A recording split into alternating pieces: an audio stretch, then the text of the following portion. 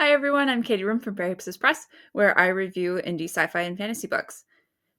Welcome back to our book club. Last time we read through the sci-fi fantasy short stories in the first issue of Silence and Star Song magazine. And this time we are reading something longer, older, and actually traditionally published. So it will be interesting. I think this will be a good starting point to sort of talk about indies in a way that is not maybe some like common tropes or things that we see that are maybe less positive in indies. Um, Also, some really great stuff in here that I see reflected in indies as well. I thought it would be a nice way to talk about stuff. I don't think I've said the name of the book. Flight of the Eagles by Gilbert L. Morris. With me today is Michael Kane, author of After Moses, Patrick from Cave to the Cross, and Hannah. She is a teacher and a poet. I feel like I need to say something about She you. has credentials, people. I know people. Nice. I thought that the foreword was really interesting. So if we could start there. Yeah. I figured you'd start there. It's at the beginning, not at the back either. Right. It is actually a Yeah, foreword. And it's short, so I'll read it. This is a story about a very ordinary boy named Josh Adams and a very strange adventure he had. Some of you may want to ask, is it a true story? I can only say that a true story is not one that has happened, but one that could happen. If you are the sort of person who finds real people, such as Zachary Taylor, more interesting than Robin Hood, you had better stop here and find a true history book. I do love a few dated pop culture references through the series when they pop up. They do make me smile. This was from 1990. This first one is 1990, correct? Yes, It 1990 feels is the very copyright. much like Yep. early 90s, yes. Yes, Mhm. yes. With all of the positives and negatives that entails. Exactly. Exactly. Hey, I'm a 90s kid, so Same. I appreciated some of this stuff. So what are we going to say about the foreword? It follows in the same vein as a lot of some of the things, yep. The things that we talk about on Twitter, where the emphasis doesn't necessarily need to be on things being exactly factual to be true. Yeah, so it's a sci-fi book, but it feels very fantasy, but also that's kind of the charm of it where you're like, well, how does all this like mutant stuff happen after the bomb? And I kind of just put that aside and went, that's not what this book is trying to do. Right. It doesn't ask you to answer those questions. And that in that sense, there's almost a pulp brevity to it as well. Ooh, yeah. You know, that the emphasis is not on why but what. Right. You know, it's not asking you to ask particularly deep questions about the world building, which because in some cases is a little silly at times, but that's okay. We're telling a story here, and it's geared towards a younger audience, and has both successes and failures, and I'm sure we'll talk about those. I do find it funny though that he picked Zachary Taylor out of all the presidents he could ever choose out of all of them. I mean, I'm kind of a fan because he's considered a failure of a president, but that just means that he didn't quite use all his power to enact authoritarianism on us. So it's a good juxtaposition with Robin Hood there. Mm-hmm. Overall, I think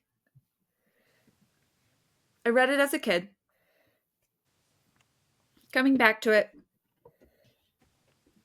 was less impressed. I think, than I had been as a kid. I don't remember how I felt about the the extent of the allegory. I remember that it had it. Like I Mm. remember that that was a large part of what the book was. But I have a less maybe I have a lower tolerance for that kind of thing now. Um The times they have been a changin', yes. yeah. Did you guys have any like just I generally read the whole series as a kid too. Um, a few of them I read multiple times, and that was tended to be what happened to be in the library for whatever reason. I owned one of them because I think the library just never had it, so my parents got it for me for my birthday one year. And there were a few of them looking back through that I think I might have only read once. So there were a few that were very, just like looking back through that are very familiar. There are a few that are less. Um, I definitely agree with Katie that because we'll talk about this. Some of the it's not even it's also it's a Narnia not allegory, right? And that there's it's post apocalyptic Jesus, right? Is on page. Wait, there's a Jesus in here? Yes, No, definitely, I'm sorry. I'm not gonna. definitely. No, But I did not see it's and it's very very present in this first one. This first one is has a very mystical feel to it in a lot of cases. Even from the very first chapter, there's people having dreams and stuff like that, which is it's fantasy. It's fine. It works, but it's just a lot in this first one. mm-hmm. Um, this particular character is less on screen in some of the less on screen on page in some of the later ones, and it definitely I think those actually work a lot better for those very reasons. It's like I think I'm on the fifth one. I've been slowly reading through. The fifth one is kind of the horse and his boy one, and that there's the whole side adventure that wasn't really planned. They weren't sent on, and so the question is, are we supposed to be here? So the Jesus character is basically off screen for most of it, and I think that actually benefits the book in a lot of ways when it is more subtle. So I definitely agree with a lot of that. That tends to be my uh preferred. But then, even with Narnia, the horse and his boy is my favorite, and it has the least Aslan. So, That is actually one of my common frustrations with I shouldn't say broad strokes because it's very niche, right? The kind of literature that includes this. right. Uh, but the indie examples fall into that same sort of pit for me, where it's like Jesus is on screen talking, telling people how to what and how to do stuff, or not, just sort of vaguely implying things that they should It's be doing. it's hard. So I've been thinking about this, and it's hard to do correctly and well and right. And I'm not saying there's not a place for it, and there's not a a proper home for this kind of fiction, but I do think it is served when there is a layer of abstraction away from our reality. Like Aslan is another step removed from our reality of being Jesus, even though he very clearly is and deliberately is as you read through Narnia. But I tend to feel that one another degree or two of separation usually benefits people more often than not than just renaming him sort of thing. Uh, I think it and there's a bunch of reasons for that. I think it's it, not that this is a problem necessarily in and of itself, but I don't, as a writer, I would be paranoid out of my mind trying to write something that people would perceive as me putting words in the voice of God. right? I would be very cautious about that because it's like, man, of all the places you could go wrong, and there's just ways you could easily go off the course very quickly there, or say something that you don't mean to, or somebody says, well, does this mean this? No, no, I promise it doesn't mean that. That's not what I meant. So there's a lot of pitfalls. There's a lot of pitfalls to it. Especially when he's speaking in riddle, like, and not just in let him who has ears to hear let him hear type deal, but literal riddles and foreshadowing that is more shadow than fore, and I think a character almost calls it out, and I kind of agree with that character when I shouldn't, but I you're not supposed to think that. yeah, You're like, well. All right, so let's talk about the basic premise. What's the premise? Chapter 1, we have Josh Adams. How old is he? Teenager? 14. 4? Really? 14. He's a child. Which makes perfect sense because this is a book that is for that age group. But like,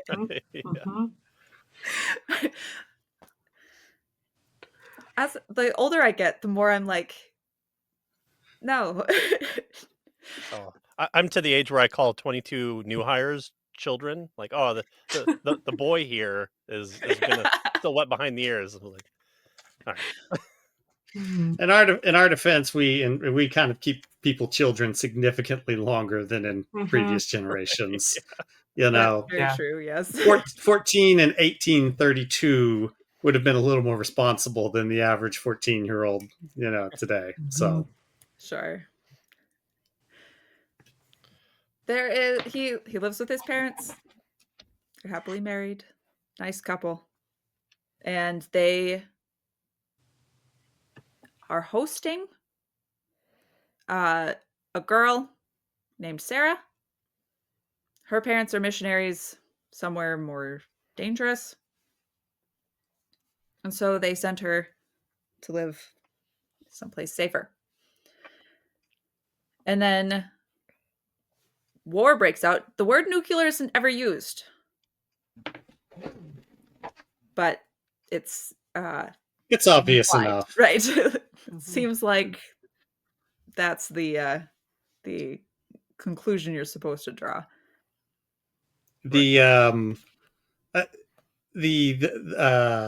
That's not the dawn. It's illusion. Almost daylight. That's not the sun. Yeah. Right. I think that's look at it.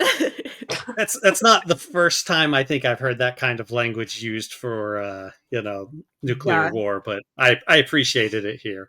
I think the first chapter starts off really well. I think it starts off the first few chapters are where it does really well. And then I think there's a patch in the middle where it really struggles, and I'll talk about why. And then I think it's better again at the end. Yeah. But I think it does start well.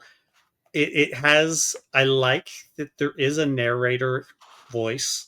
It is an omniscient narrator. He is telling you about what the different characters are thinking when they're talking to each other. These two awkward kids, this boy and this girl, that are obviously the intended couple, right? It's first girl rule, right? Right. She got there first. That's right. Or the last man on Earth. First eligible girl that the hero meets, is the intended one, right? But like I do like, gun, but it's Chekhov's like female. At some point, you're gonna have to use her. Chekhov's woman.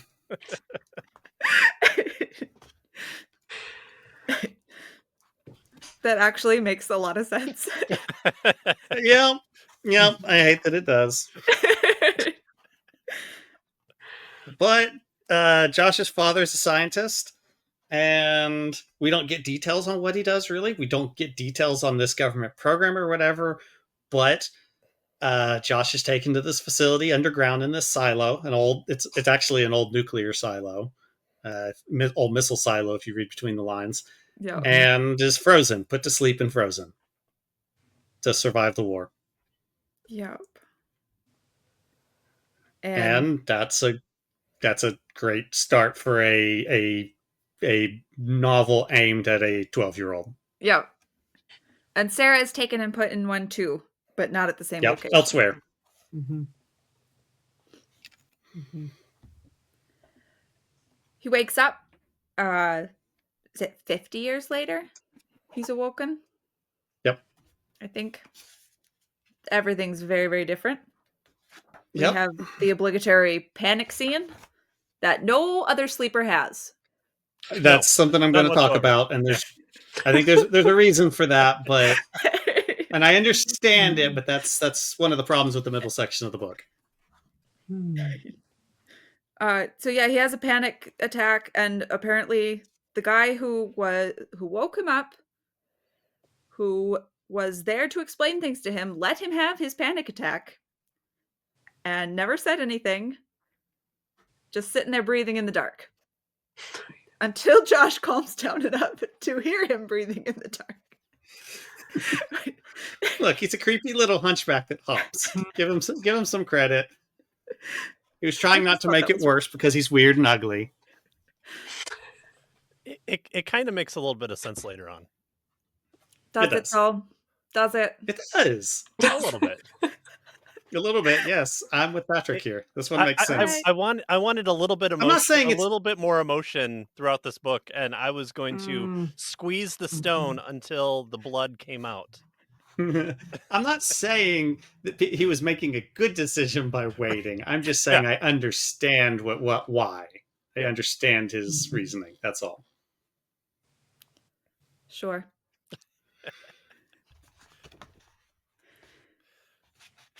Then there's a lot of exposition. We get some fun characters. So the creepy hunchback guy, we call him Crusoe. And then there are twins, Matt and Tam, which until I wrote down their names, I didn't realize was forwards and backwards. It's literally 3 letters, and it went over my head. They are opposites. They're these special kind of twins. They're opposites in like personality ways, and they can't be separated. Or they die. Or they die. Yeah. Which actually like that as a fantasy idea. I don't know if anyone else has ever done that, but I did like it. I do like that. I thought it was awful. Really? Yeah. What? So sorry. You don't like the idea? You don't like, or the implementation? Well, I think it's the whole thing. I don't want to use this word because it's very overused among the young people I spend a lot of time with, but it's very cringy for me. Okay. Well, what specifically? What specifically? Well, I think so. I had a really hard time with that, and it's one of the reasons I quit reading the book for a little while because I was like, I can't do this anymore. But I think that, we talked about it being from the 90s, right? And I think some of it is just me reliving some of that stuff from the 90s that really was horribly cheesy. And I was like, I lived a lot of my younger life in the 90s. So I think for me, it was just too much, like having the names reversed like that and them not being able to be separated and them having opposite personalities. Yeah, I had a hard time with those 2 characters. And for me, they were almost, maybe they were too opposite, like there maybe needed to be a little moderation in their personalities where one isn't all the way this way and all the way the other way. I don't know. Yeah. So basically everybody in this book is a caricature. And yes. like the twins, they're dwarves. Like one is happy and one is grumpy. And that's like the 7 dwarves, happy and grumpy. It's just the 2 of them. They're stuck together forever. Yeah. And happy's really happy. Grumpy is really grumpy. I'm not saying this is a particularly complex implementation of the idea. I'm just saying that this is a perfectly valid fantasy. Yeah. I liked it. It's not a very thick book. We're going to be going through a lot of characters. We have 7 sleepers. We have 4 initial characters with Josh. And then we have more characters that come later that aren't sleepers. Yeah. They kind of have to be these sort of quick, flat characters. Otherwise, you wouldn't be able to distinguish them. They're just too. There's just too many of them. So, Did you guys find yourselves trying to modernize this at all, and going, okay, each of these sleepers would have its own book. You would have like the angsty Josh, who you don't really like, but he's also great at everything, and then you have to change him to a female who shaves one side of his head. So I was just appreciating just being able to so read you're through saying this. Josh would be a girl boss? Yeah, exactly. Yeah. The story would be from Sarah's perspective, and Sarah would take over. Right. Yeah. Josh would sort of fade into the background, and he would just like nod whenever she talked. Right. That would be okay. So but I read Cooper Kids, the first Cooper Kids, because of Michael Caine here. Cooper Kids is better. There's no doubt Cooper Kids is better. But it moves so much faster than this book. It moves a lot faster for that first book. I mean, you're almost hit the ground running with that one, and this one it at least led into something. And I was like, okay, it's not 800 pages. I'm not having to just sit down and a thud each time I'm holding the book and strumming through it, going, can we just get to the next puzzle? I just want to get. No, you're already in the next puzzle, and they've solved it for you, and you're on to the next puzzle again. I would have liked a little bit more problem solving there, because it got really simple that just repeated over. But right, and so so Josh he's there for a while. He gets trained up. He's got to learn to use a bow and some other stuff. And they set out and they're going to find the other 6 sleepers, and that's really just the quest for this book. And that is the problem with this book, is that there is too much of a repeated pattern 6 times over such a short book, right? Which also by default just increases to a lot of characters to introduce for such a simple book, which requires them all to be fairly simple, which requires us. I mean, would you want to sit there and have these 6 wake up panic attacks of each kid doing that? There's a reason that we only see that complexity with Josh, right? Because for a book of this length, you just couldn't do that, right? I mean, or you could, or it would just be even more repetitive. So part of the problem is the whole middle structure of this book, of most of the quest, is simply required to be too repetitive, especially for the length of the book. Requires each little thing to be chunk, chunk, chunk, chunk, chunk, chunk. You know, just back to back to back to back to back. Right. And while there's little spots and things that you like, and they're, you know, kind of fun along the way and things like that, it's the structure of the book is too much for this short of a book. That's just all there is to it. 7 is too many. Now, and you talked about, 7 is too many for this book. You know, what would have worked better? If I had to say, I'm going to fix it. I don't like fixing other people's books, but Gilbert Morris has died already, so that's okay. I'll fix his book. If you had to fix it, alternatives. 1, this first book is just finding 2 people, and then the next book is finding 4. Well, I say 2, I mean 2 more past Josh, so that's 3, and then 4, right?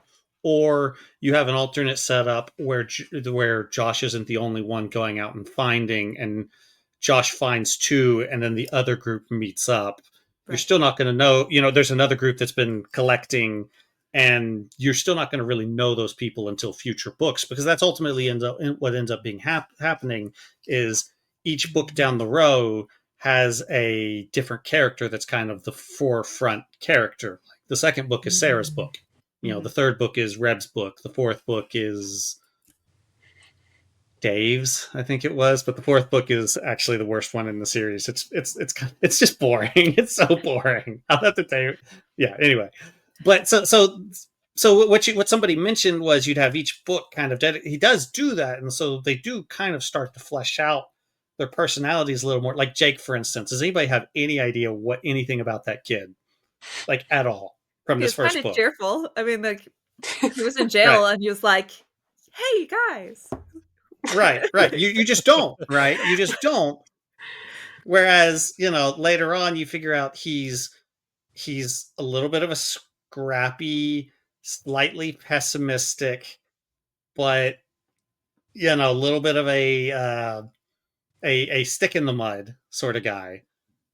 So you figure those things out later, and they come together. It comes together later once the series begins to set up a pattern.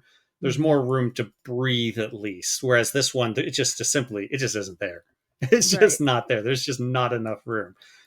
This is a So setup book. It's setting things up exactly so that Gilbert Morris can do the thing that he actually wants to do with the rest of the and series. trying to set up all 7 of these characters while there's other characters around at the same time is simply ultimately just doesn't work.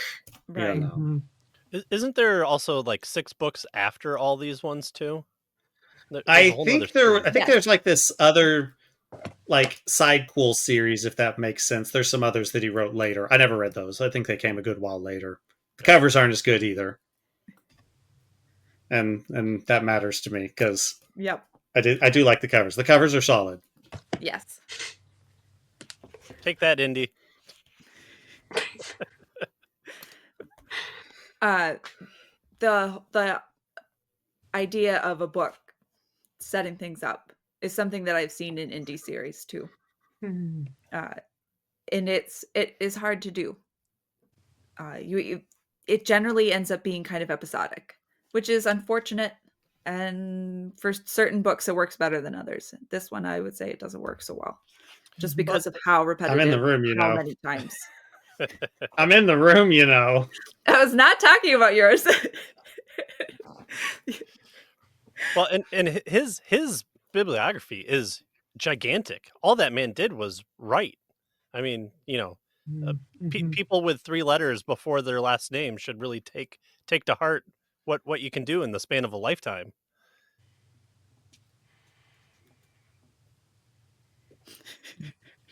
I'm not sure where you were going with that. I caught up. Thank you. Martin. He's talking about Martin. Oh, okay. But I mean, like he's going to write that way. He's got the confidence to say, I will write 7 books in the series, and they will publish them all because I've got 800 titles to my name. So right. Yeah. So we should at least talk about, at least briefly mention the other characters so we can get to Reb. Right? We have to get to Reb. So we got Josh, really quick. Oh, go ahead, Katie. Go ahead. Josh is given his mother's journal. Not a Bible, his mother's journal. Right. Yeah. And told to obey it, follow its directions, something like that. Mm-hmm. He also has a map and a cassette tape with a series of songs about the 7 sleepers that was revealed to his father in a dream. Am I remembering that correctly?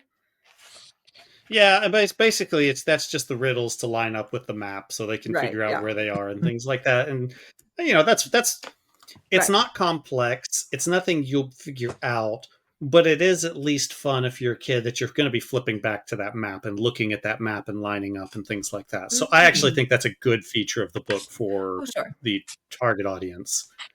Yep. And riddles are the tools he's got. And the little riddle poems are fun. Like the one in the submarine, that was a real submarine that has since been completely dismantled and decommissioned. I looked it up. I was like, is this one that like ended up on display somewhere that this might make? Nope, it's gone. Nope. Sarah's gone. She doesn't get to survive. Oh, bummer. That you know of. Yeah. Okay, so Sarah wakes up. She was in the submarine. It's all of the riddles are extremely literal in their interpretation. She was in the belly of the whale, and the name of the thing is narwhal, so it's very literal. The next chapter is So called you- Trust the Heart. It's literally just a locket heart that's heart-shaped. It glows when they're close. Oh, okay. You know what? Another thing that I think is nice is there are Oh, yes. periodic Mhm. illustrations. They're Yes. not Yes. amazing. They're kind of this smudgy, sketchy quality, but Mhm. that's always a plus. Yeah. That is always a big plus. Fits I the really theme like There's well. about what every This is second or probably my third favorite chapter. one. Yeah, Being that's taught, that's yeah. probably one of the best ones in this book. Yeah. Looking They're through if nice. there's any other ones that I. Yeah, the B one is nice. I like the B one. Mhm. Mhm. I It- A did little like bit the of a No gap Man. here No and Man there. can go through. Oh, I don't even remember that one. I The think deliberate. it's the last one, and No, the no, door that's that's number shocking. 6. That's Abby's, Yeah. Oh yeah. isn't it? Yeah. Unlike you guys, I probably actually remember the names of the characters because I read it as a kid. Abigail made a big impression on me. Like I distinctly remember her turning the other cheek in her book. She's the one to tell Jesus no. That's what I know about her. Oh goodness, Right. we'll get there. Okay.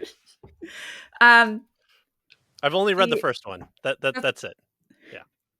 the third sleeper, who his chapter is not labeled the third sleeper. Everybody else gets their own chapter. The first Right, sleeper, the right. second sleeper. um, his chapters it has more interesting things going on. That's Jake, the redhead. Who you will learn nothing about in this book, other than he's a redhead. Yep. Because in the very next Let's be chapter, the real. Ghost Marshes, he is separated from Yes. pretty much everybody except Which is Sam. actually, functionally speaking, was a good choice because it Yes. reduced the number of characters on screen. Like, Mhm. what you have to do, like, if for that book, for this length of time, that was I guarantee you that Gilbert Morris knew he had problems, and that's why he did that. It's like, I've got to get rid of some of these people. Like, hi, Jake. Bye, Jake. Let's Yeah. go ahead and fridge you. At least it's not like 12 sleepers. That would be too Right. much. Okay, well, you do know that this is based on like an early Christian. The Seven Sleepers are like an early Christian like legend, right? Oh. Yeah. Like, it's very loosely based on it, but it's they're living in a time of persecution or something like that, and this is supposed to be in like the 200s or something, and they go into a cave and they sleep for a few hundred years and they come out and then they minister and stuff like that. But it's very loosely based on a earliest known version of the stories from around 500, sometime give or take 500 AD. So something very, very old. And I don't think this is the only modern kind of twist on this, but this one, a bunch of teens get put to sleep to be God's missionaries to the apocalypse. Is what the twist is. Yep. I didn't see that coming whatsoever. Crazy. It's not like they say it over and over throughout the entire book. Just Anyway, went that's right what I was over my saying. head. That's why. But back to my point, that's Yeah. why there's not 12. That's why there's 7, and specifically 7. Mhm. Even if the story would have been benefited by less for this book, is because it is very loosely based on a very old tale. The just because the chapter 7 was called The Ghost Marshes, there are some really interesting settings in this book, and none of them are given any time. None. That probably is my biggest frustration with this book. Is there's lots of like, here's something interesting, but we're not going to spend any time on it whatsoever because we have more sleepers to wake up. Right. And that's another thing that after this book improves, because it's usually we go to this one weird place, we have the adventure in this one weird place, And then the next book, we go to the next weird place. And then we go to the next weird place. So then, you've got your underwater place and your flying people in the desert and your Voyage of the Dawn Treader knockoff and, all of those things. And so they work. You're right. That problem goes away. Silverchair knockoff. Horse and His Boy knockoff. I wonder what Gilbert Morris was reading when he was writing this. There's definitely some deliberate Lord of the Rings references too. Absolutely a few. They wake up the fourth sleeper, Dave Cooper. He's the good-looking jock. Yep. And then they run into Hamar, who is a snake charmer. That's not hinting at anything. Not a red flag. Right. Then they are captured and reunited with Jake and the others who were captured earlier. Except for Josh. Josh escapes. Right. Because So Josh goes off solo for the next sleeper. He jumped. Yep. He jumps in the river. He took the leap of faith. Oh, yep. What? Only the leap from a lion's head will you prove your worth. And while they're in the tower, there are more characters. Yep. I have no idea why we pick up more characters. Like 3 more? Kybus, another set of Gemini twins. and three characters that together are the hunter. We never even mentioned the giant that's been with the group the whole time. Oh, yeah. They have a 10-foot giant with the group. That's right. Forgot about him completely. When we get to the title of the book, he's my least favorite thing that they do anything with. I don't remember what they do with him, so I'm looking forward to this. Okay, and so then Josh goes and gets the 5th sleeper on his own, and the 5th sleeper is the most memorable one. You skipped chapter 11. I skipped something? The Visitation of Gold, where Sarah has her dream. Go L. Go L. I don't care. No, we need to go. I always said goal as a kid. To the definitely said goal as a kid. The biblical reference for this. There's a biblical reference for this. All right. Please enlighten us, Patrick. It's the Hebrew version for the Blood Avenger. It's the one who goes and kills people if wronged by the family before they go to before the person who has accidentally manslaughtered made it to a city of refuge, and so he's the Avenger of Blood. It's from Ruth, right? The Kinsman Redeemer. I mean, it's from all of them, but I'm just trying to remember where the word specifically shows up. Yeah, but I mean, Boaz is an Avenger, but he's a like a bringer in rather than like a I'm going to kill this person on behalf of the family. Yeah. Okay. I at least like the reference. That was neat. All right, I'll pronounce it right. Okay, so this chapter made me angry. And you guys have heard me say, right? Like, I don't need a book to be 100% theologically accurate. It's fiction. I get my theology from the Bible. I was like, what?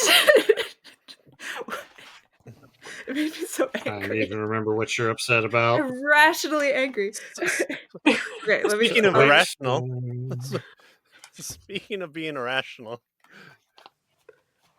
listen. Just faith is when all logic goes out the window, and you just do the thing that you're supposed to. You feel it. You only feel it. You just listen for that still small voice in your head. There's another interesting side effect of Christian fiction that almost, let me think of the right way to say this, that it's going to almost by default end up in some charismatic sort of Mild directions almost heresy. by default on Mild accident. heresy. Even if somebody's not meaning to, I think it happens a lot naturally. Well, because you're appealing to teenagers who want that type of experience. They want that. Mhm. They want to be the center of the hero. They want the changed hero, right? Because they're going through changes, and they're going to want the epic story of being used by God for more than just the simple go out and preach. They've been told to do that, Mhm. but they at, at least a little bit. So I came to faith not in the later part of the 90s. So I missed everybody's uh cheesy 90s satisfaction for all that jazz. And so I don't know what BIBLE stands for. So I have to wait for other people to finish the song. But it does I haven't seem thought about like that song in ages. see, exactly. But you know it. I don't know BIBLE. it. But there is, there was some attempt at like manhood. There were those David's favorite books of Kiss Dating Goodbye. There was an Oh attempt boy. to be man-ish in some way there. So I mean I can see the factors for why this appeals. It's there. Um but yeah, it's going to take a more experiential Hmm. mode because you're going to want to live in the end times without experiencing the end times. Hmm. I had trouble with that too occasionally when there was like the italicized words that Josh hears. There were a couple times where I had to go back and be like, I kept thinking they were dialogue. And so I had to go back and be like, wait, who said that? And then I would go back. And so I guess it didn't like, I figured it out right away, but I still had trouble like keeping track of when. And obviously dialogue isn't italicized, but I still had a hard time like keeping that straight. Well, I think sometimes when somebody was quoting poetry, it would be Yeah. italicized too. Yeah, but that was usually Oh, offset sure. then, so Yeah. that helped. Yeah. Right. Yeah. Yeah. Trying to think. Yeah, so the one that bothered me was when Goel said, "If you will believe in me strongly enough, you will not fail." Oh yeah. Mm. So that was like, and this comes in the middle of a conversation that I was already like, okay, right, like it's this very um the sort of overemphasis on belief,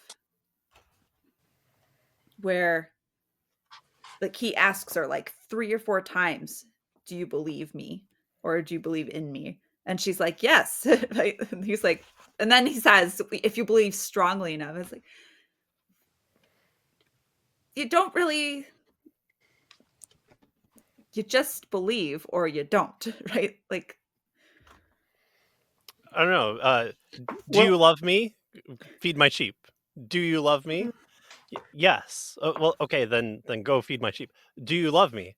Lord, how many times are you going to have to ask me? Oh, three? Is the three symbolic of something? Okay, go tend to my sheep.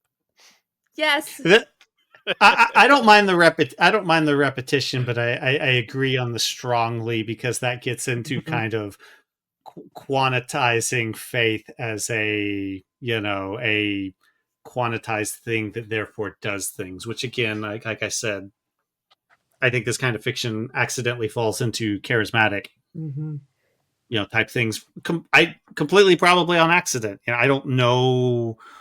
I know that Gilbert Morris was a professor at a Baptist college. I don't know, anything personally, where he went, but that's just, I think it happens very Yeah. easily.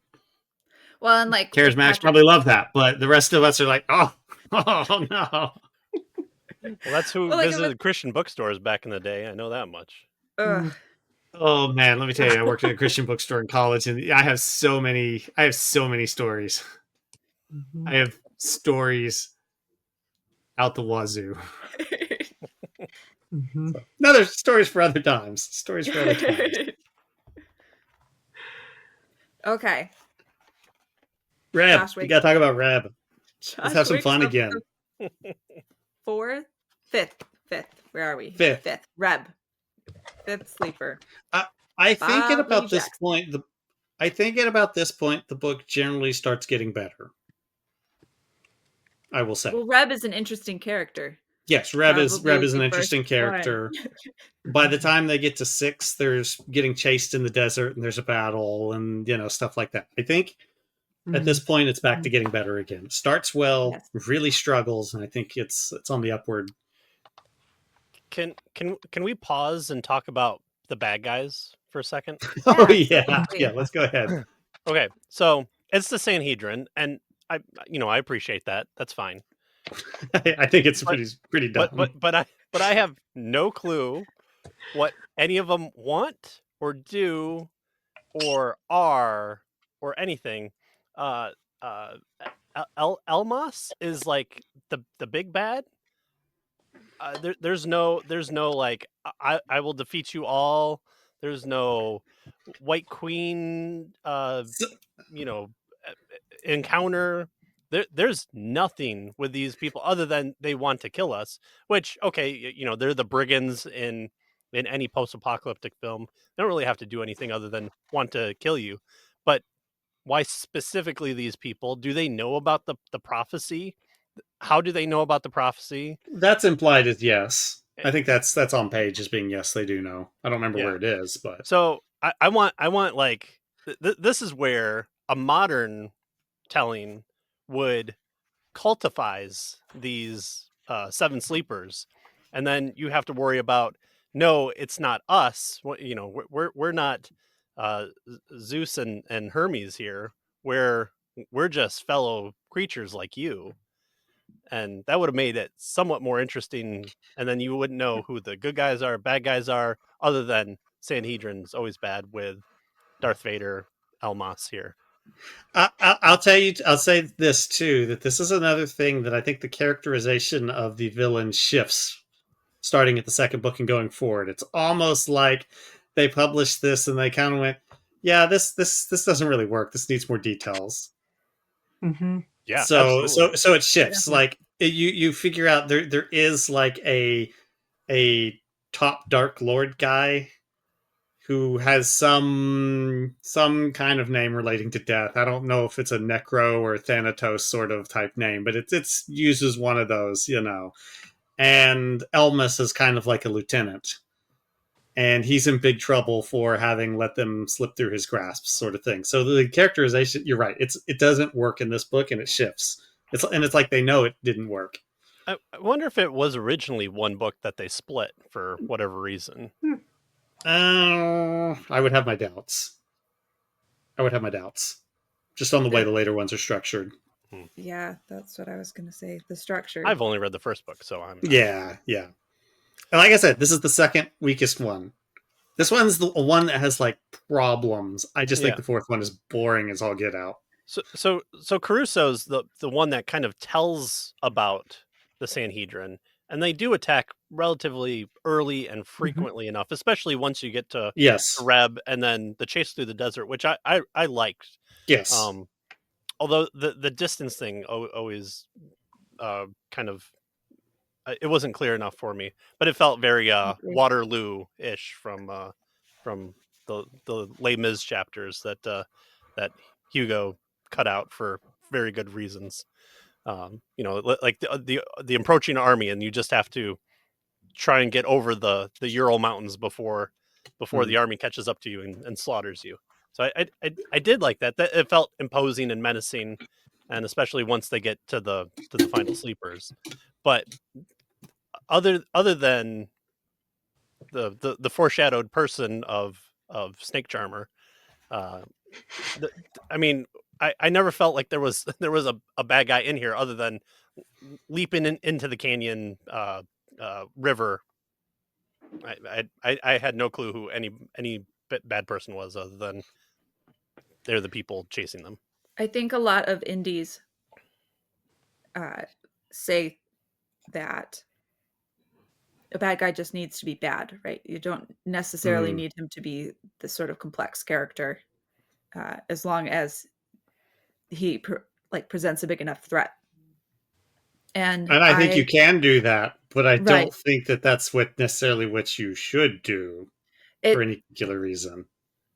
I think it's cutting out a whole opportunity of interesting things, to talk about, uh, as far as the world. And Yeah, I always see my indie circles talking about straightforward, simple villains, and I'm like, I don't do that with almost any of mine. they can be villainous and Room evil for and all still be stripes. interesting. Say, like, having somebody who just wants to destroy the world, like, that's a big enough threat, but like, it's not I was necessarily. sorry. I was just thinking of Marvin the Martian. At least he wanted to destroy Earth because Earth was blocking his view of Venus, and that's good enough for me. Even my kids go, "Well, what would he done after that? Like destroyed Venus to get to Mercury?" I was like, "That's a really good question. Don't worry, Bugs Bunny's going to foil it before it ever gets there." But at least he like destroyed the Earth. Like he had a reason for it. I'm going to Can we say talk goodnight. about Reb? Yeah. Oh, no, go ahead, Hannah, but I want to talk about Reb. I have to go to bed. Sorry. It's that time. Thank you so much for joining us. Absolutely. I'll see you guys next time. All right, Reb. Okay, Reb. Best character, no notes. He should never change. Right. So, Reb is the most stereotypical redneck you could possibly imagine. You could not make him more of a stereotype, right? Like, is that am I right there? Like, he says things like he comes out wearing a cowboy hat. He comes out saying things like, "I've been to 3 snake stompings and 2 county fairs, but I ain't never seen nothing like this." So good. Right? He has So good. so many of those lines. So many. So each Like, I've amazing. never met anybody He- like he him, but talks- like, it's like a he very talks well- always has he's always got the story about the one time my uncle Cede busted out of the pokey in Pine Bluff, right? Stuff like that. He's Theo Von. He's Theo Von. He So- always has the story that you pretty sure is not real. Right, now here's the thing, right? He's from Arkansas. Or is it Texas? But he lived in I don't remember. It's like there's thought it was Texas and Texas. Arkansas both in his backstory, I think, because he mentions a lot of specific places in Arkansas. So Gilbert Morris, right, author, he was a professor for a whole lot of years at Ouachita Baptist in Arkansas. I live in Arkansas, so I find a special humor when he's talking about busting out of the pokey in Pine Bluff or in some of these places like this, right? Okay, so let me tell you something. Let me say something about all these over the top Southern sayings, and like I should have marked down some of them. I remember the 3 snake stompings and 2 county fairs. I remember that I remember talking about breaking his uncle busting out of the Pine Bluff prison. But I mean, it's looks like the pokey down in Pine Bluff where Uncle Freeman. Oh, Uncle Cede must have been somebody else. Sorry, the pokey down in Pine Bluff where Uncle Freeman did his last stretch. Okay, they don't make jails here like they do in Arkansas, right? So let me say something about these old Arkansas, these old Southern sayings. It's Grandpappy Cede. Grandpappy Cede. Okay. I will say that there were people that talk like that. I think that Reb is at least a generation too young to probably have picked all those up. But my wife's grandmother has some really strange, odd things that she'll say, and she's lived most of her life down in South Arkansas, in the poor areas, right? In very poor areas that Reb is basically referring to in these. And she has none of these exact ones, but things talking about bats in the belfry, and I'm like, what does that even mean? You know, so people like this did exist. I think Reb's a little too young because he would have been. I mean, he would have been a Gen X, right? If he's sure. 14 in 1990, if we're assuming that, so he would have been born in 76. So yeah, he's a Gen X. I think he would have had to been a little older, but I've heard some things like what Reb says really in the real world. Not Sliding down a anymore. 40-foot razor blade into a vat of alcohol. That was my favorite. Yeah, exactly. So I don't think that Gilbert Morris was making most of these things up. I'm thinking that this old guy was repeating stuff he'd heard. and Reb's the one that I would want to be the one to wake up and just be like, "Oh, hey guys, how's it going?" And just flow with it and just be what, all right, you need me to help you with something? I'm there. So I mean, let's say some other stuff about Reb too. Is Reb would not be okay in most publishing circles right now, right? Absolutely Because not. Reb he is gonna talk up Robert E. Lee, and that's why his nickname is Reb. His name was it Bob Lee Jackson? He's named after 2 Civil War generals in his name. I did a little bit of Googling to see who else has been talking about this, and everybody says the racist kid is really problematic. but he's also the most interesting character. He's It's the like best. who cares? If he changes anywhere in the books, I'm going to be mad. No, he still retains the most personality, and it's not even close. He keeps his personality. No, I just mean change whatsoever. He needs to be Aragon. Oh man. So yeah, Reb comes out a problem solver. Comes out sneaking up on guards and knocking them out and breaking out of prisons. And he's I think he kind of keeps this, but he starts as the most I don't want to say useful. What's the word I'm looking for here? Yeah, he's the most useful kid in the group. Let's be real. He makes things happen, and he's fearless. And nothing will come along that will change or upset anything about him. So, well, and one of the nice things about all of the weird things that he says is it creates interest. Up until now, the dialogue has been rather dry.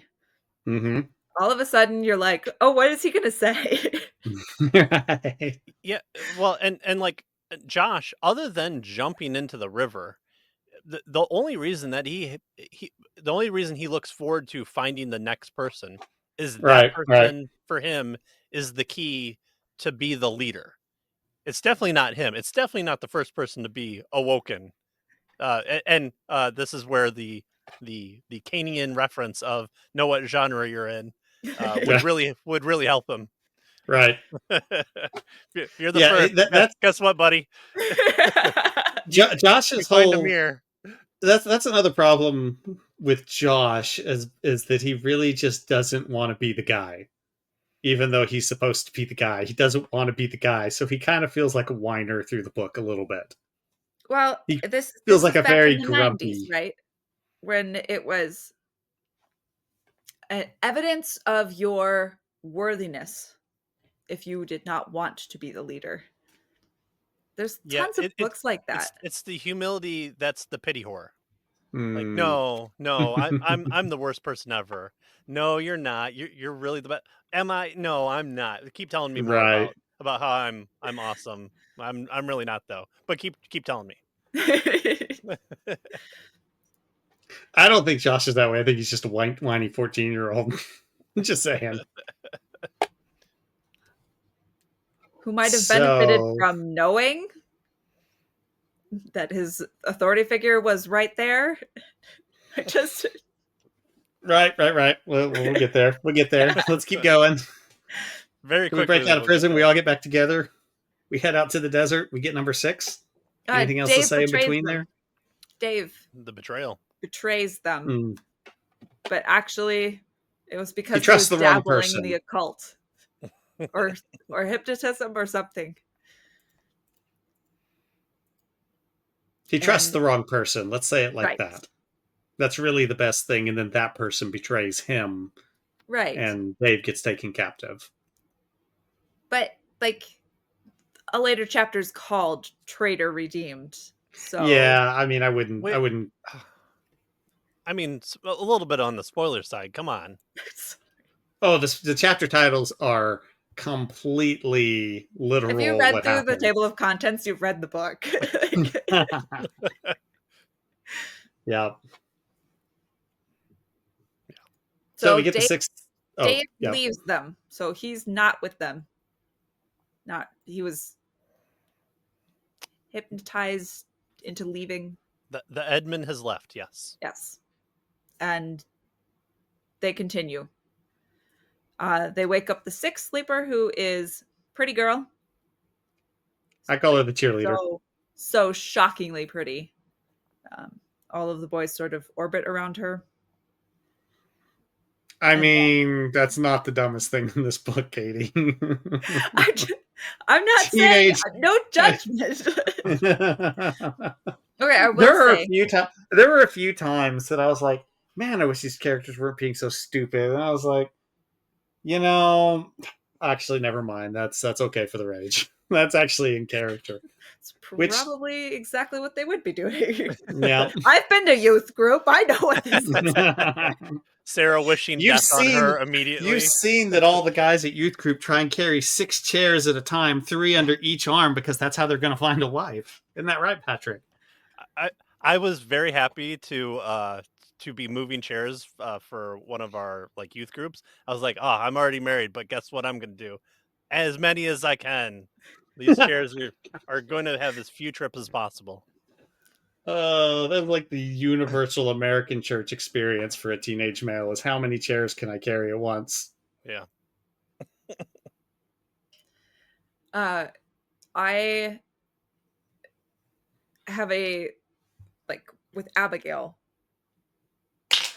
growing up as a Christian girl, you hear so often, don't be vain. Don't be vain. Mm. That's like the worst possible thing is to be vain. And like Abigail sort of is like this morality lesson as a character. Right. So I don't. It's a while till her book comes too. She sticks to her guns for a while on that. And she doesn't anywhere along at the last anywhere along the way fighting dinosaurs and flying winged raiders in the desert. Never stops to go, maybe this is a little silly. Nope, we got to get to her adventure. Yeah, that's okay. I'm not criticizing that. That's not a criticism of the story. Because I think the structure of the series works a whole lot better than the structure of this book. And that was what I said when I posted about it online, that I thought the first book was definitely weaker in a lot of ways. But yeah. So we get Abigail. Yes, and then we have the On the Wings of Eagles chapter where they quite literally ride on the wings of eagles. And then they quote the Bible verse in it. Right.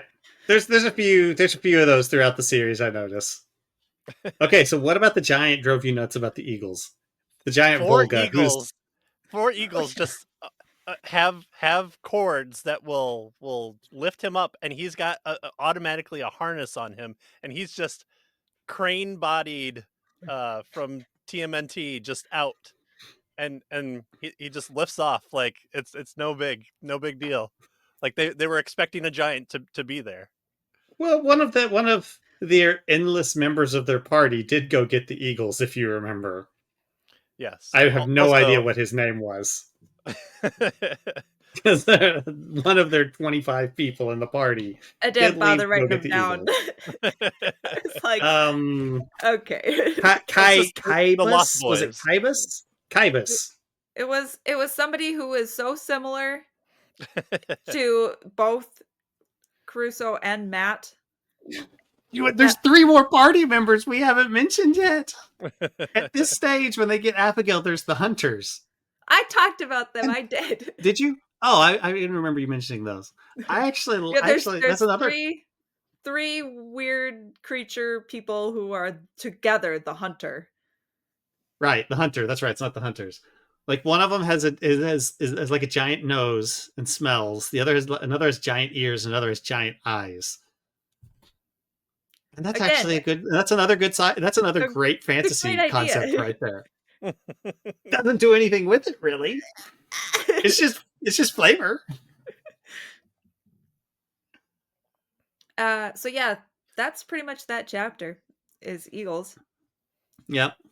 Fly over Mordor. And, The seventh sleeper. We fly to the location on the cover. Mm-hmm. At the needle. It has all these pathways up. Yeah. To this facility on the top where we get kid number 7. Who is Wash, the black kid. Yep. And That's of course, that's all he is. this is where most of the problematic content happens. Just because Reb has some misgivings. What's interesting that anyone would even say that was problematic, because he basically gets taught the lesson here, right? It's not something that gets dragged out for multiple books, that he hangs on to this. It's an Wash saves his life. Yes. Yeah, it's very simple. It's very simple. It's fine for this age. Wash saves his life, and Reb is like, okay, this kid's okay. Yep. That's it. It's an He gets over it. extremely 90s take on race is what it is. Yeah. And that's why it's problematic. It was a time. Katie wanted when to drop the hard R. Yeah, it was a time when every show had its one episode on racism. It was dealt with, but it wasn't also this ever-present thing where everyone assumed that everybody was, had their, all their implied biases and all this inherent racism and systematic stuff and all that. It was just a completely different time. Yep. It's kind of an artifact in that sense. It is. And I don't, it's like, you look at that and you're like, wasn't that a better mode of dealing with that in a story? It just as a simple little object lesson parable geared at kids. It's like, oh, maybe he shouldn't have been this way. Oh, you're right. He shouldn't. Okay, I won't be. Yeah. I mean, that's things were so much simpler in some ways. It was so much simpler.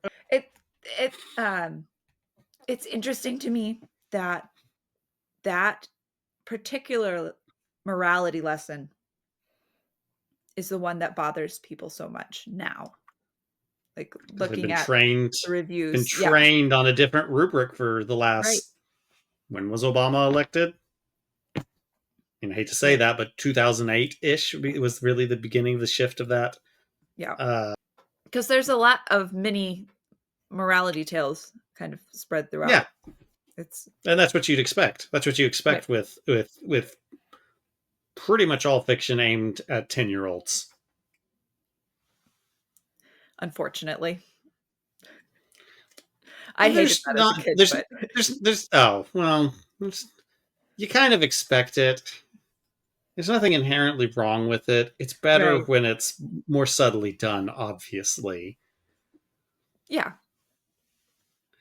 Too many writers feel that things have to be far more laid out and literal for children instead of letting them deal with any form of subtext. Yeah. Which right, that's a problem, but I mean that's the problem now with modern Tread Pub is it's got to be thrown in your face. It's got to be antithetical to the character. It has to conform to the message. It's it's in any other book you would turn your nose at it as being like a poorly done indie trope. But right. It's everything in Tread Pub now. So there's the cringe for you right there. Yep, that would be something that I've seen probably less of in indie stuff, which is kind of surprising. The idea of communicating right think, right, as and identifying wrong think, and sort of trying to shepherd the reader into the right way of thinking about things has gone from like children's Christian fiction to mainstream fiction. Yeah. Well, and we've replaced the religion with just secular religion. Like Right. it's just a different mode of religion. Mm-hmm. And look, here's the thing: is that's almost all fiction is going to do that to some level. It's like fiction is not going to conceal the worldview of the writer. Right. It's just a matter of can you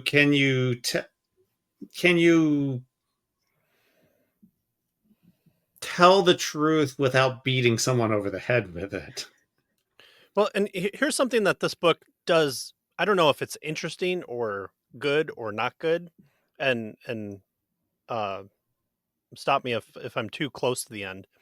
But there's no mention of Christ or God or the Bible.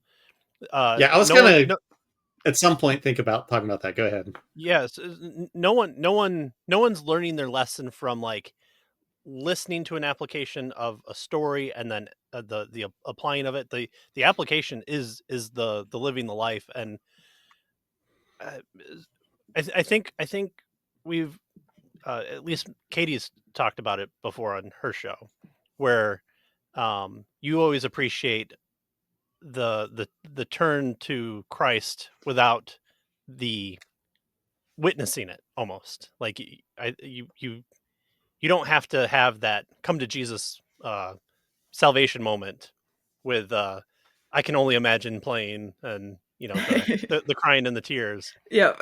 Um, but that's not done here, and I think that was almost always the case from reading all of Frank Peretti's book, or Mm, definitely the Jerry B. Jenkins books, or pick your 90s early 2000s Christian right, authors there. right. I think that's always the case, but here it's almost like goes the complete opposite route with zero mention, and this is it's Narnia-esque in that. And with that, I think the kids were young enough that it wasn't like a, oh, Aslan is Jesus one. You could kind of say, oh, they're fairly young, and you don't need that. But here, I mean, Josh, you have a missionary kid, and there's no, wait a minute, this guy Yeah. sounds Yeah, awfully there's familiar. right There's no, there's definite references a couple of times that somebody mentions, back when they attended church or something like that, which is Yeah. yeah, it's a strange creative choice. The way it's pulled off is that we just go on with Goel. We don't really mention Christianity, you Which, know even for a kid, it's going to know. There's no especially doubt. And if like a kid who grew up in the church, if you any kid that was going to get their knew hands on this book. if you knew um like general Bible principles, and then your world was turned upside down and you encountered Goel, you would not just go, you would be like, you're a demon, right? Like, right. But again, and this is that thing that this is an abstraction of reality. It's not the real world. Right. We're not totally following that logic. Right. You know, we're trying to basically say yes, all the Christian stuff is true, but we're telling this story about here is what this looks like here. Yes. Does it work better in Narnia, which is a different pool in the wood between worlds than Earth is? Probably yes. Than just post-apocalyptic Jesus gets a new name and never mentions the Bible again. Does it necessarily make sense? No, it doesn't. But you're not supposed to ask that question. The book, the context of the book doesn't tell you to ask that question. So Right. it's an interesting creative choice. It's fine. And You you as kind of the you kind of reader, raise your eyebrow at it a little bit right? sometimes, like, well, that's interesting. And like you But I said, want, as a yeah, reader, you know that he's supposed to You be know, a right, yeah, Jesus right. figure. So But I wonder if like parents of the time were reading this and going, "Wait, where's the gospel message in here? What people are changing without a scripture reference, without being right. browbeat into oblivion So, on the salvation message right. here to get you change." That's what's it's the interesting believing about it. section. That's That, that's what well, it that's is. what's interesting about it is that it is very heavy-handed on spiritual matters, but not in the usual way, as Patrick is saying, of stuff from the time period. There's not Right. the conversion scene trademark for Josh at some point when he has to have a come to Jesus moment. Right? It's a It there's makes no more. Sorry, go ahead. no. Go ahead. Go ahead. I was just gonna say it makes sense for a kid who's been in church, right? Sure. Uh, Josh and Sarah, who context wise have been exposed to the gospel uh, as children growing up in a Christian home or a home that attends church. Sort of implied that it's a Christian home, I think. Yes, So absolutely. they wouldn't necessarily have a moment where they went from I don't uh, I don't believe to I believe more of a sort of affirmation. Right. So And again, the big thing is you're really not supposed to be thinking about this when you read the right. story. That's the pull back the curtain. The method of the storytelling is you're not supposed to be questioning that. You're not supposed to be Right. thinking about it. You know, Yep, and it's a little that different. It's fine. so It's fine. It's There were parts. There was too much of it. Again, there was too much of the spirit. If it was cut back by 2/3, I think the book would have been drastically improved. yeah. Because we had enough. We had most of the little spiritual lessons in this book are like walk by faith. Is basically what you could dial down most of them to, right? Mhm. But we just had it several times. Yeah. We just needed a lot less of it. If it had been cut back by 2/3 and kept, then I think most of the spiritual stuff would have been better. I think there was just too much of it. Have I talked to you guys? Um, I sort of recently came to the conclusion that I don't necessarily agree with C.S. Lewis when he says that a a good book for children should also be good for adults about allegory, because I think allegory works way better for kids than it as a story than it does for adults. Hmm. I think that like when I read The Lion, the Witch, and the Wardrobe to my 4-year-old, she is experiencing it as a story, and that any connections that she makes outside of that usually have to come from me or her dad, right? The table scene for my youngest completely, there was no this is Jesus moment Right. for this. I was like, oh, that's really interesting. I couldn't remember my first experience with this with the story either. So I was like, oh, Hmm. this is fascinating. She was Mr. Tumnus. We must find Mr. Tumnus. Let's go get Mr. Tumnus. But the table scene, I'm like, it's a 1-to-1 Right. ratio of everything. And she's just like, okay, where's Mr. Tumnus in all of this? Bring him Yeah. out. Bring him to me. Like it works as a wonderful story for her without that. And then when she discovers that like complexity on her own, that's going to be something that is exciting, I think. I reading it to her aloud this time. I've read it several times. Listened to the audio drama like a million times as a kid They in have the the best car. audio dramas ever produced, basically. Very much so. And this time through, I was like, "Are you kidding me? This is like the most heavy-handed stuff."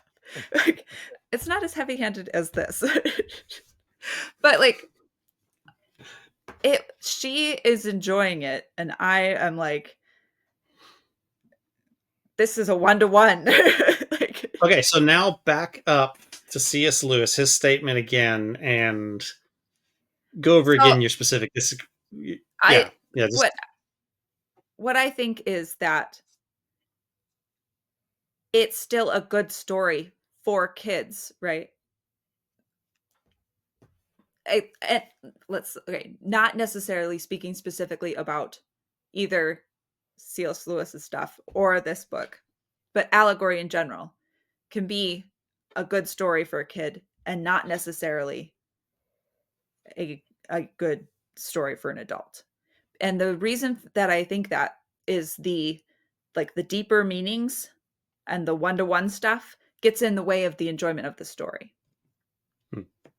And so For the adult, for the adult, yes. Mm. And I think it got in the way for the writing here. It's Mhm. just it's it the deeper We need some meanings. kids to test this on now.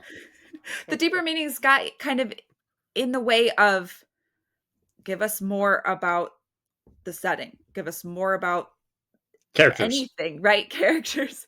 Um the bad guys, the world in general, more action. Let's do something. Because we liked the battles, didn't we, Patrick? I remember the one. Right. Well, I if there had been less about that, right? Of trying to flesh out this sort of symbolism, Yeah. hmm it might Yeah. have been So better. like I'm thinking of like 90s TV shows. GI Joe, Cobra Commander. He's just bad guy taking over the world. You have the foot soldiers with Krang and Shredder. They're bad guys who want to destroy the turtles. The ghost of Ghostbusters. They just want to take over the world. Yeah, if I was reading the story at that time, I don't think I would need anything more than they're bad guys. And it accomplishes that at least because it tells me they're trying to do the character I'm to align myself with, which is either uh, not hideously, but also not attractive male or similar female. So if I'm definitely one of those two characters. So that's yeah, maybe that's all I need at that time. But I don't think this will. Well, I don't know. Michael, you read these stories before. When did you hmm read them, and what was it that made you think about them again? I don't remember why I just thought of them again. Maybe I saw one of the covers somewhere or something. I cannot remember. I don't remember what spurred my memory about them. But, Hmm. I remember, mostly just liking this set of adventures with this set of characters and just all the different places and things that they go to. I was old enough that I definitely knew for sure exactly what all the spiritual stuff was going on. I was probably about 10, which I think this was probably, what would you say, 8 to about 11 Yeah, probably middle would grade, I really think be is kind what of, they would call it.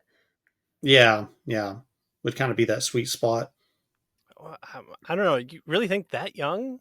Because I mean, again, I haven't read the other ones, but d- doesn't a romantic interest of a type play into the characters, at least with tension Oh, yeah. between Abby and Sarah? Oh, yeah. Oh, yeah. But it's romance is a basic story, right? So it's not foreign to to kids that are younger than that, right? I can tell you but that with a 10-year-old like Indian in the Cupboard, I'm way more interested in the first book because it's a cowboy and Indian trying to get Oh, I along. see what you're The saying. second book is I have to be a little bit older to care about the chick that just shows up all of a sudden. And Sure. so I can tell you that when I was reading it, that um it's kind of a let's just say the romance parts are kind of a slow burn across a bunch of novels, that it's just kind of inserted little pieces here and through there throughout each book, if that makes sense. I can definitely tell you at about 10 I was looking forward to those and rooting for Josh, like seriously rooting for Josh. Right, like I do think that a basic romance is like a universal storytelling thing that even most kids click to very very quickly. hmm. Told at an appropriate kind of Right. level, that's it's something that clicks for them, that uh but Yeah. I can definitely tell you that for me, even at that age, I was rooting for Josh. I was rooting for Josh, man.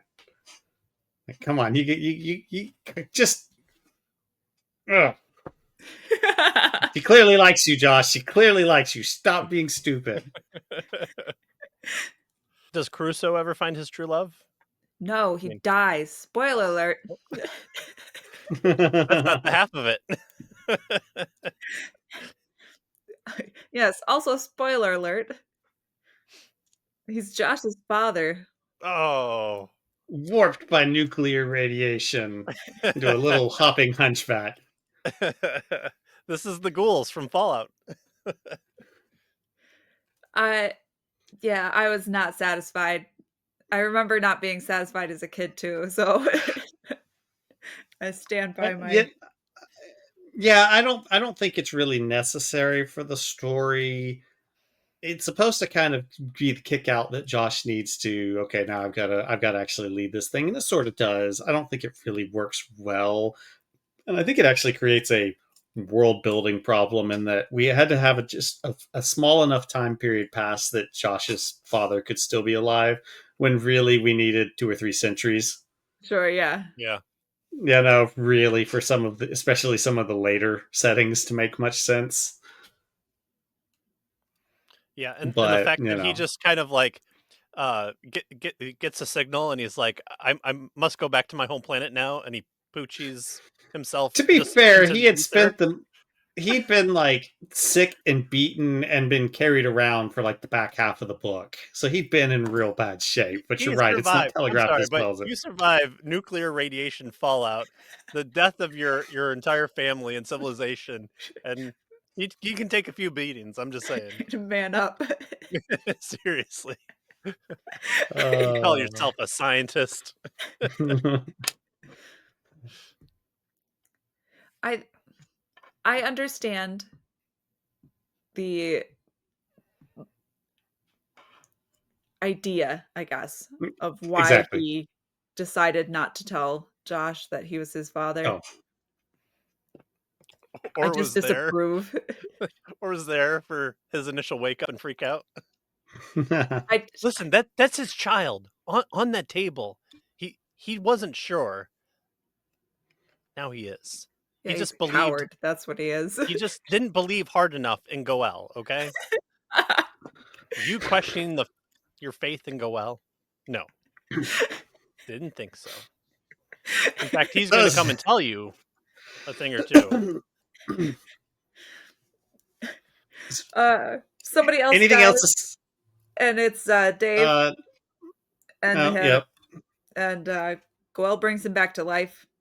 yep. I think that was a mistake. I think that was an unnecessary thing at the end. Judas is saved. What are you talking about? He didn't even betray them. Like it's just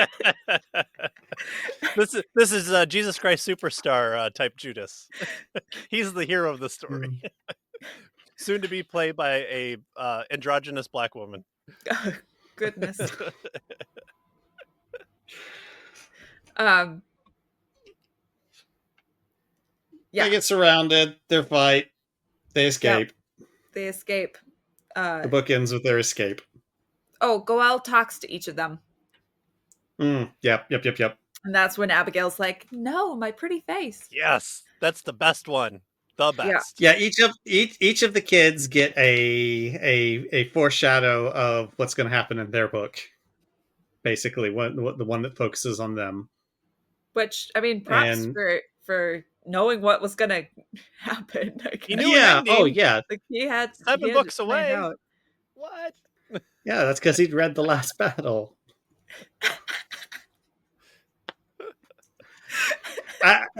To be fair, this is the what is it? The Final Kingdom, I think, is the name of this one. The actual battle is significantly more impressive than the battle at the stable in The Last Battle. I don't even own The Last Battle, so couldn't tell you. It's the necromancer's niece instead, right?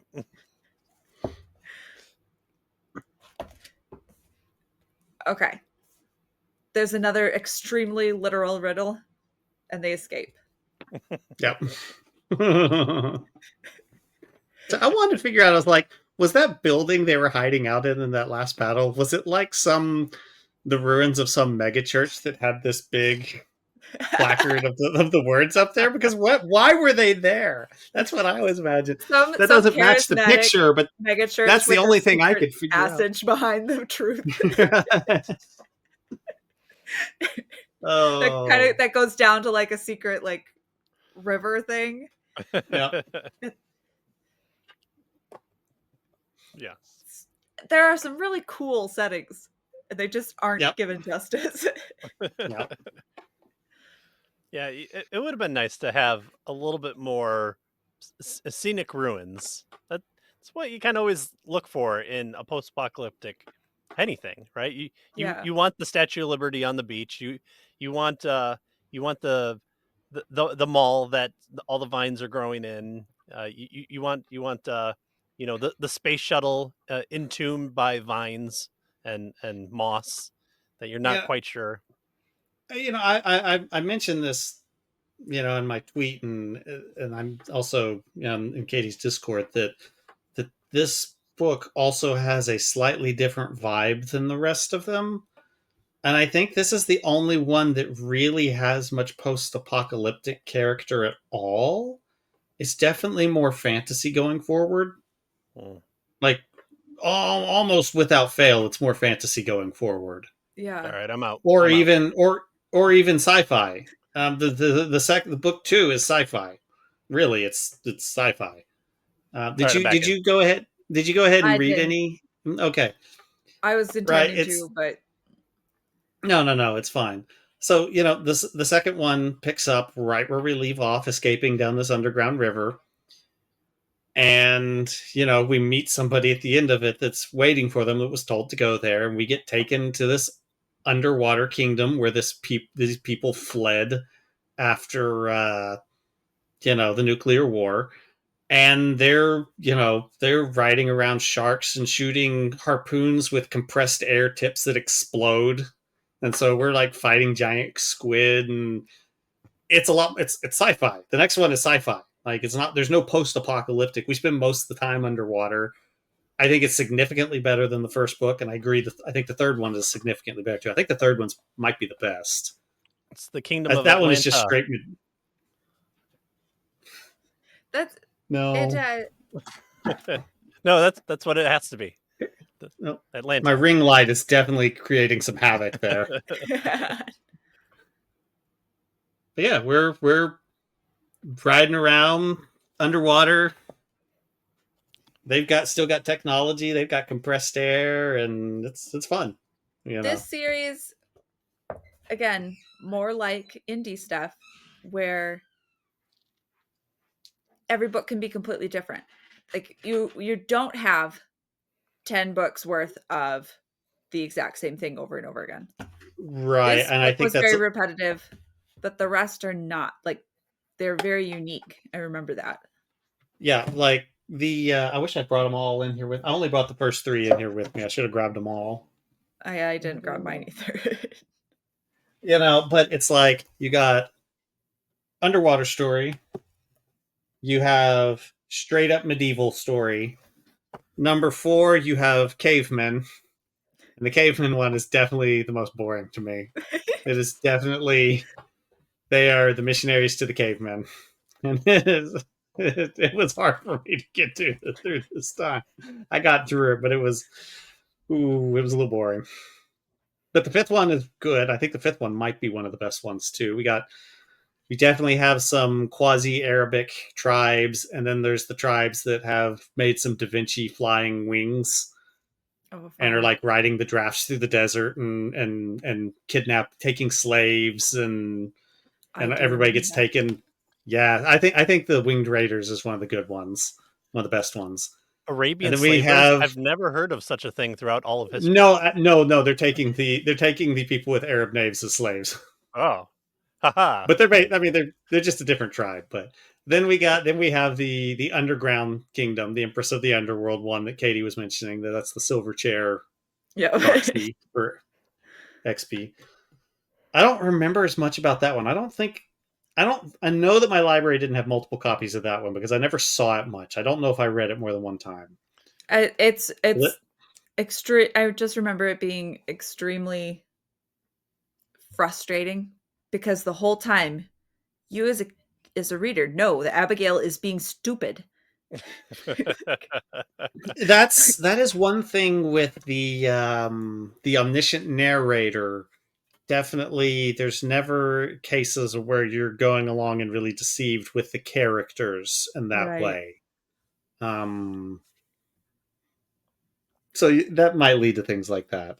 Let's see. So that was 6. Number 7, I think, is the Dawn Treader. It's an ocean going one. Delphine. Then 8 was it something about Amazons? It's a jungle adventure. Oh That's all I yes, Attack of the yeah. remember. Amazons. I think That's that's the another one one that's that I think super I only read expensive to once. get. What is it? Oh, it I don't, wasn't when I got it. I must have really. gotten one of the last cheap ones. Oh. And then there's one I know I only read once. This Escape with the Dream Maker. I have no memory of that one. That's weird because I remember everything I've ever read, and I have no memory of this book. I know we've gotten It's through all in a every kid's dream. individual book. It's at the very end. It's near the very end of the series, so I know we've had like every kid's individual book at this point. So it's not like one of the ones that focuses on one of them. I don't remember anything about it, which is really I weird don't for me. remember either. And then we have the last one, which I know I spoiled on Twitter, but people die, and it really messed me up as a kid Oh because yeah. a main character dies fairly early in it. Like, and it's just unexpected. It's not even a fair death either, right? It's like you think everybody gets away clean, and it turns out somebody has like a lethal poisoned wound, and a main character just dies like a third of the way into the book. And I was like, as a kid, I was like, what? What? You just deleted a main character? What is this?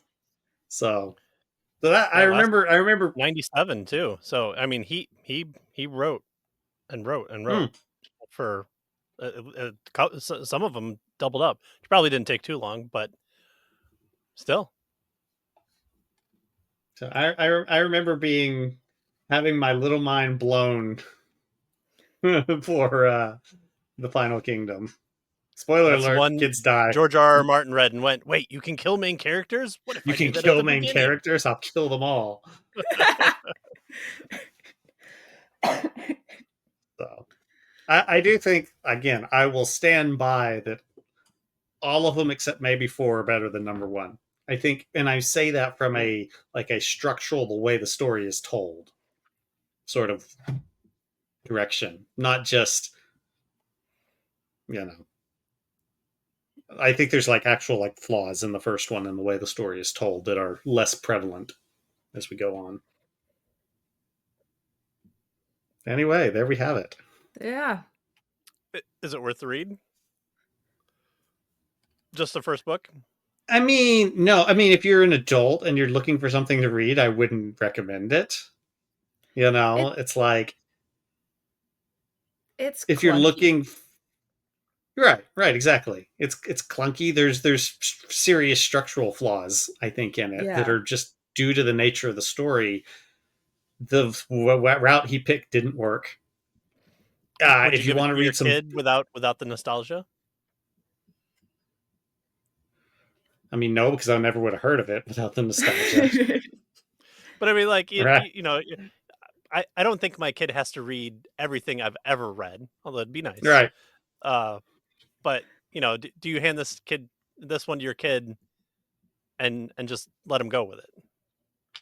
I mean, it'll be Sure. here in my library. Yeah, now, yeah. Yeah, sure. It's Um, like read Narnia to them and then let them tackle this one and figure this one out on their own. Sure, why not? I think they're quirky enough that, and they're short, right? So I think they have a 90s sort of charm. Um, And also, I'm not going to trust any books these days that I haven't already read. So I've read this, so at least it's like it's the okay. This is okay. yeah, yeah, I Yeah. can't even. That's like the that's, prime territory to slip in all sorts of this prime age to poison. mm-hmm. Yeah,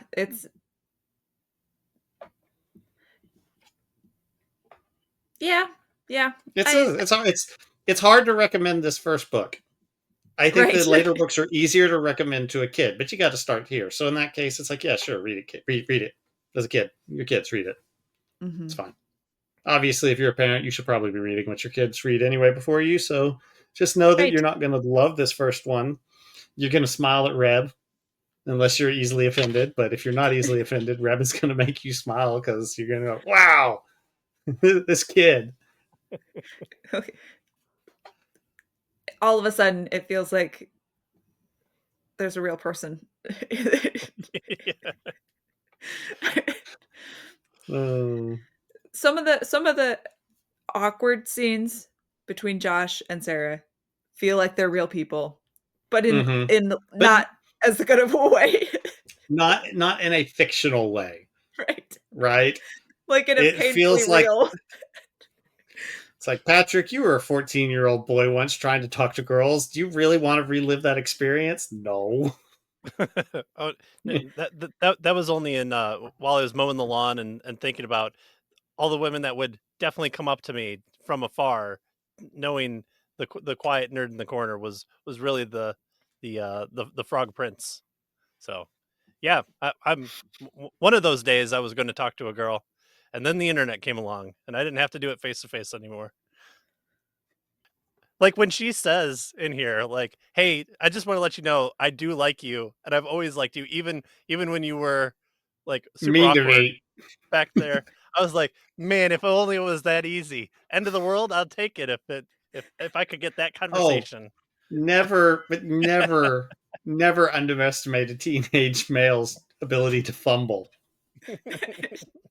Has It, anyone, Katie, have you read anything else from Gilbert Morris I ever in don't the past? Did remember. you?